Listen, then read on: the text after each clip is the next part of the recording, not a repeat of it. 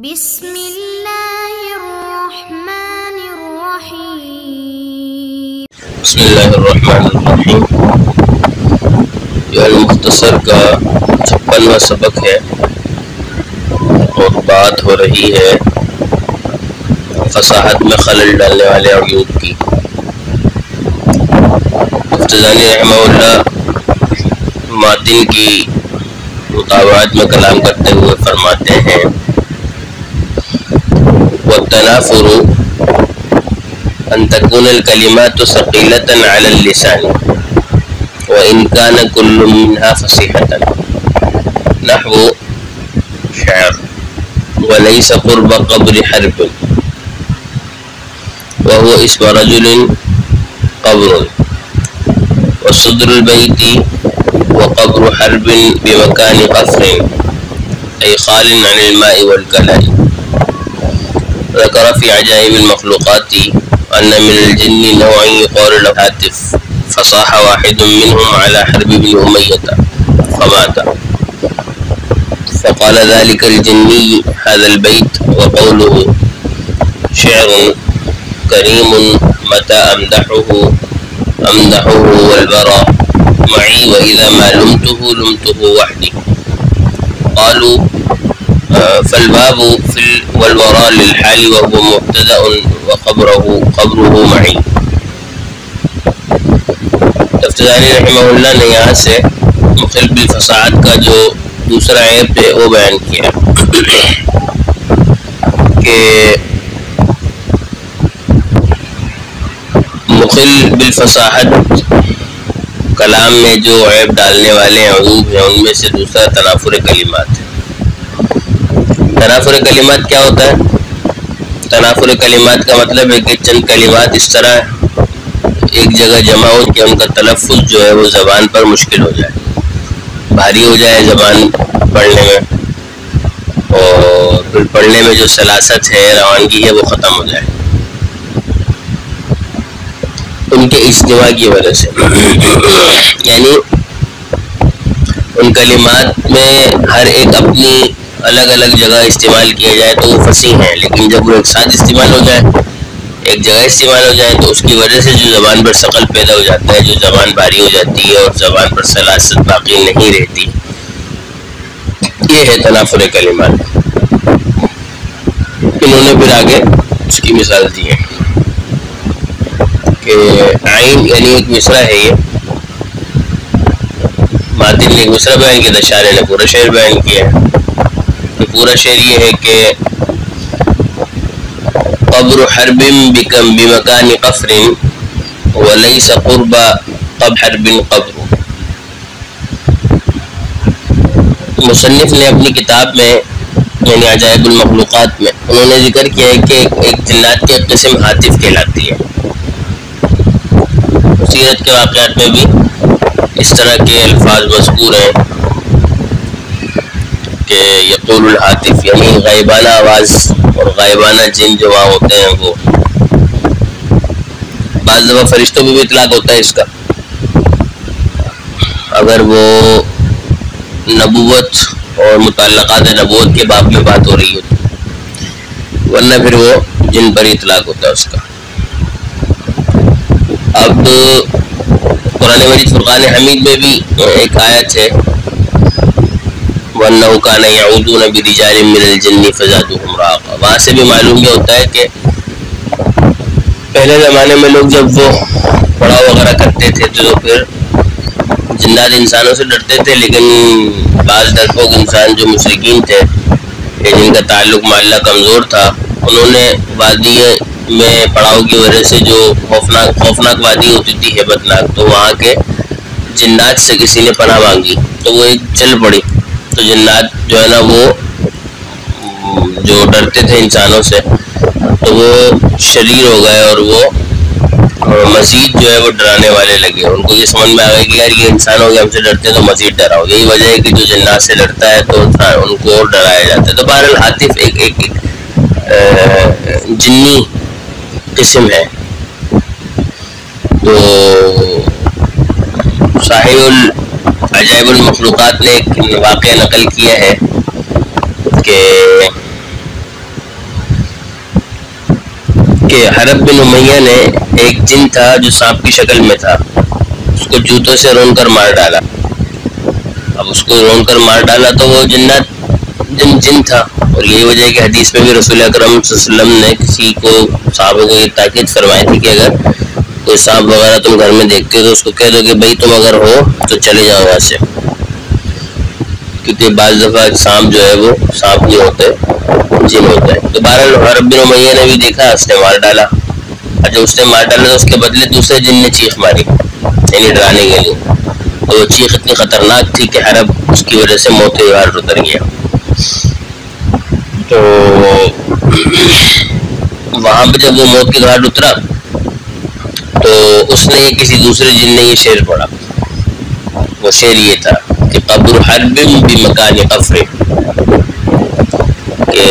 حرب کی جو قبر ہے وہ ایسی جگہ پر ہے کہ جہاں پر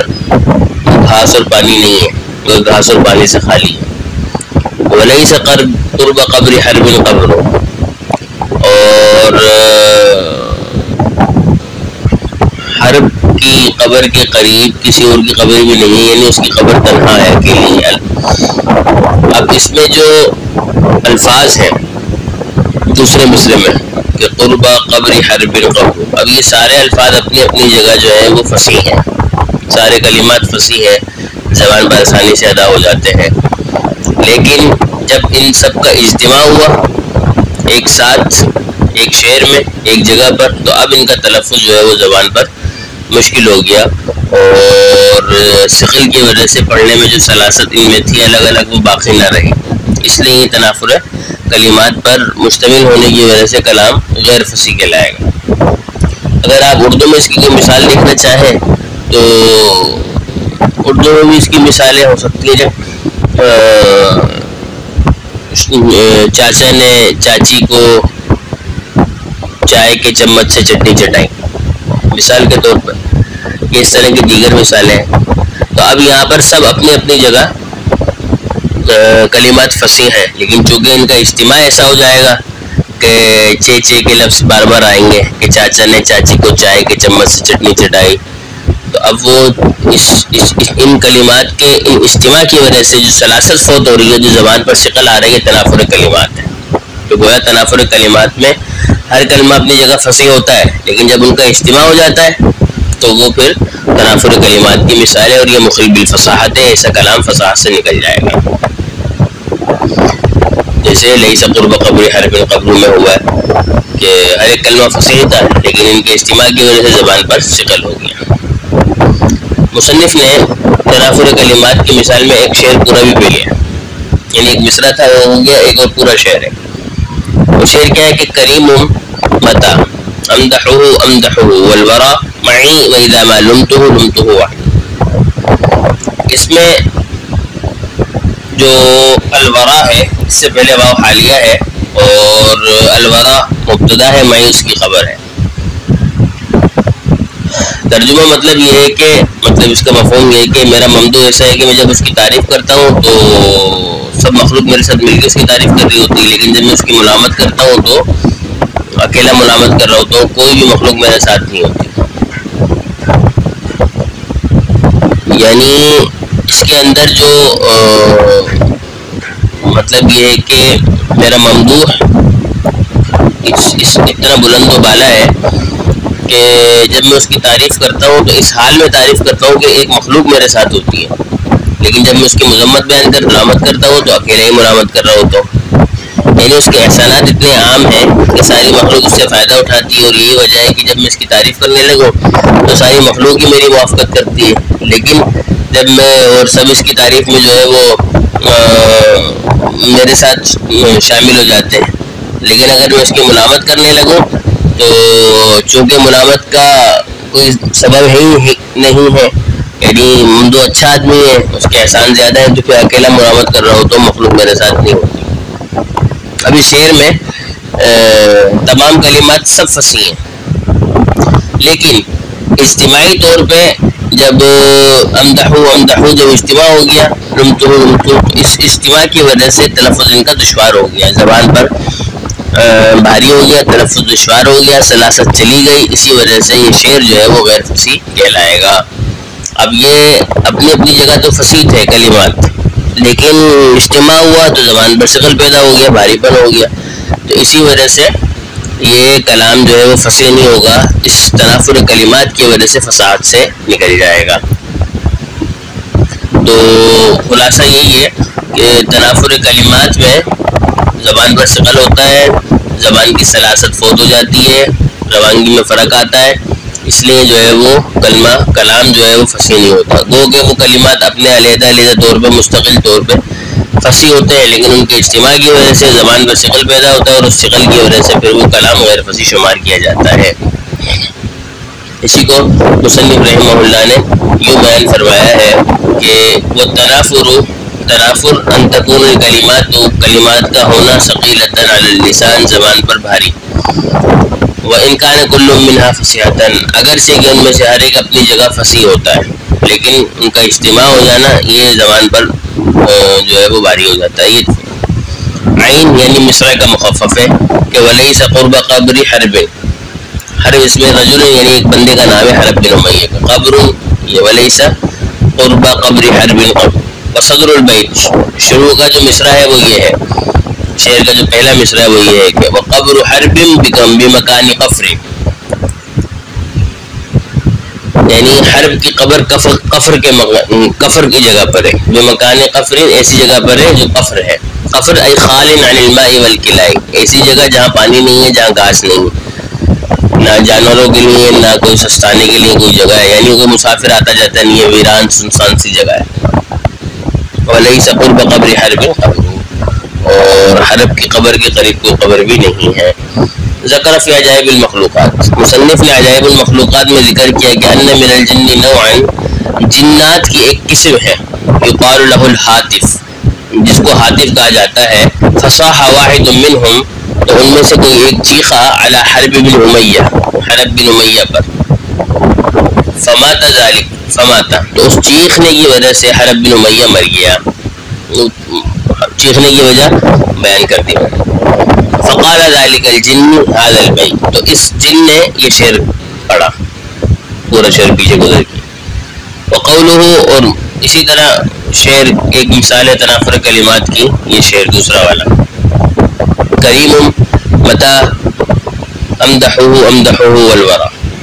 کہ ممدوح میرا سخی ہے، بہت ہی عزت دار آدمی ہے،